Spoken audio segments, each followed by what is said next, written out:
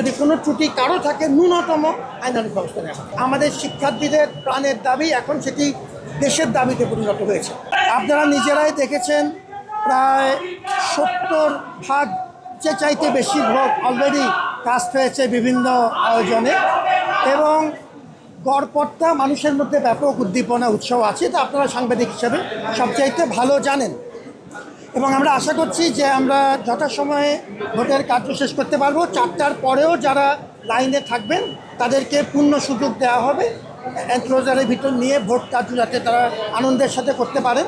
আমরা বিভিন্ন কেন্দ্র থেকে ভালো সংবাদ পেয়েছি। আপনারা জানেন একটি ছোট ঘটনা যেটা ঘটেছে, দুটো ঘটনা এরকম ক্ষেত্রে এই পুরো আয়োজনে জানেন যে 810টি আমাদের বুথ এবং 8টি কেন্দ্র, প্রায় 40,000 ভোটার এবং 70 ভাগের বেশি। শুধু আপনার এখন যেখানে আমরা কথা বলছি এই কেন্দ্রেই 70-এর বেশি, শতকরা 70 ভাগের বেশি ভোট কাস্ট হয়েছে বলে আমাদের প্রাথমিক আমরা যে ধারণা করছি। সুতরাং একটা ব্যাপক সাড়া পাওয়া গেছে যেটা আমরা আশা করছিলাম। একটা ক্ষেত্রে যেটা হয়েছে যে আমাদের এটা কার্জন হলের ক্ষেত্রে, আমাদের অমর একুশে হলের ক্ষেত্রে ভুলক্রমে অনিচ্ছাকৃত দুটো আমাদের ব্যালট চলে গিয়েছিল।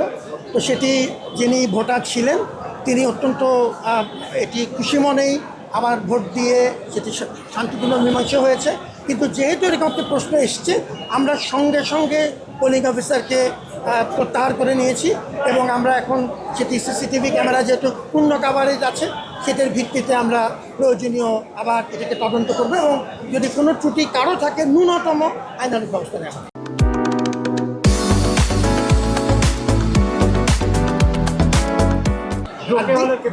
দ্বিতীয় যে ঘটনাটি বলছি সেটি হলো যে আমাদের রোকেয়া হলের ক্ষেত্রে এটি টিএসসির কেন্দ্রে।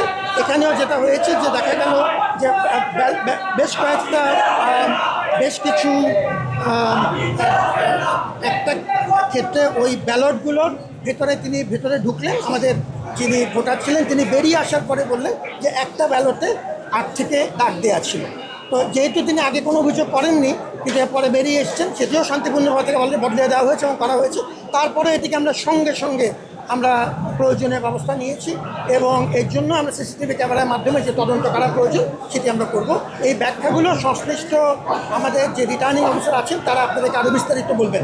আমি যে কথাটা খুব পরিষ্কার বলেছি, এটি আমাদের শিক্ষার্থীদের প্রাণের দাবি এখন সেটি দেশের দাবিতে পরিণত হয়েছে এই এবং আমাদের শক্তি হচ্ছে পূর্ণ স্বচ্ছতা।